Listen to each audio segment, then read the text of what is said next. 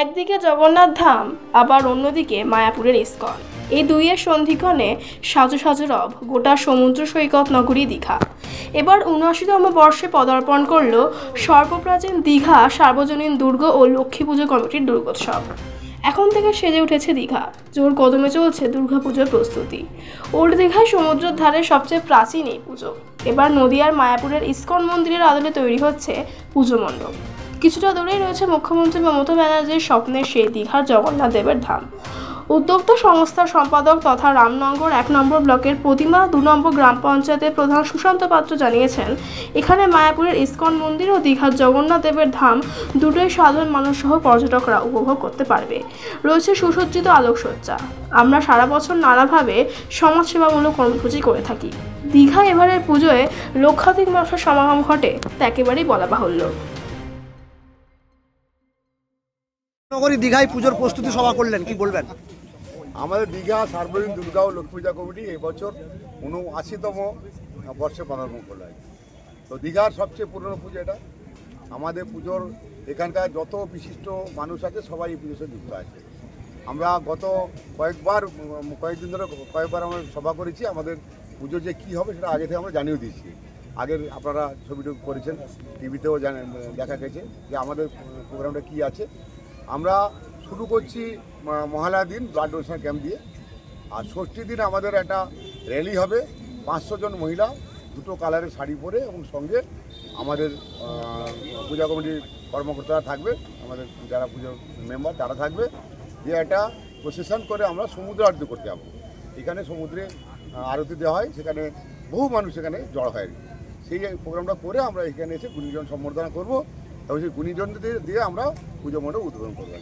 এবার থিম কি রয়েছে?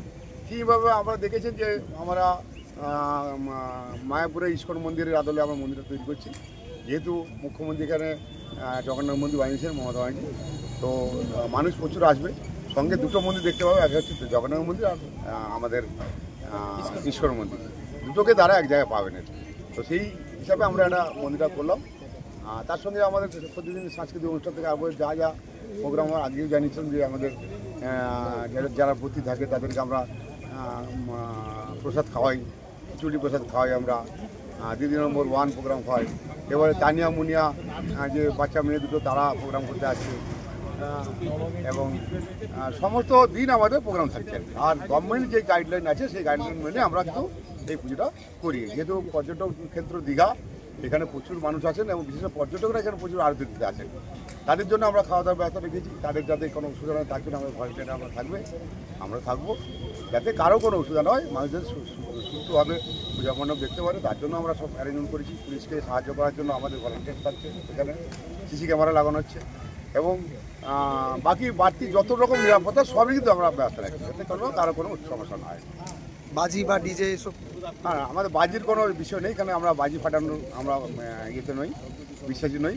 শব্দ দূষণ হবে আর পরিবেশ দূষণ হবে, তার জন্য বাজিটাকে আমরা বন্ধ করি। শুধুমাত্র যেদিন প্রসেশন হবে আমাদের ষষ্ঠীতে সেখানে কিছু আমরা আতশবাজি রেখেছি, অল্প রঙিন রাখবে, এখানে আর কোনো বেশি রাখি। আপনার নাম?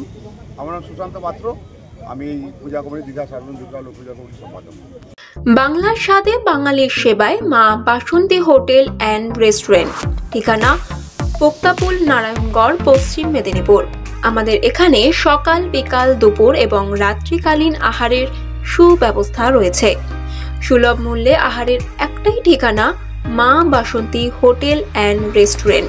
আমাদের এখানে সমস্ত ধরনের খাবার অর্ডার নেওয়া হয়। প্রোপ্রাইটার ঝন্টু গেড়ে। Mobile number 9732543245।